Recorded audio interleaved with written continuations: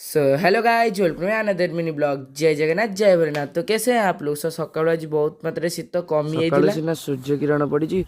शीत भी आज टी कमी जाइए आ पवन किंतु बहुत जोर से होची जिते ठंडा जिते शीत काकर झा पड़ू आम पे गाँव ताश खेल के बंद होनी देखिए लोक शीत से खेलुँच। आज आम पावर कट होता सका 8 सन्ध्या 6 आज सूर्य किरण सब कम कर आग पानी पीदेली आज कुकुर खिया बिस्कुट टे खाई मुझे बिलिया दी सारिकी धर हूँ पछे लाइन पछे कटि जाऊ कि मामा आमर टर्च लगे दिए पूजा कर सारे दुकान सौदा आनिक आसिले जाऊे गाधेबा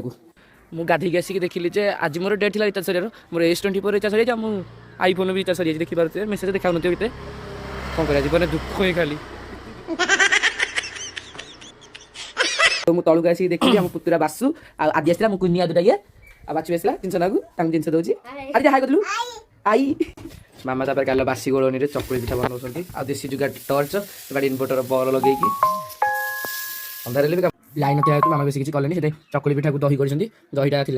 मुझे मिक्सर आनी खाई खाई जाऊँ रिचार्ज कर रिचार्ज कर आसला देखिले लाइन पड़े आप देखिपे ये संध्या सूर्य अस्तर टाइम सूर्य देखा सो रही जय जगन्नाथ।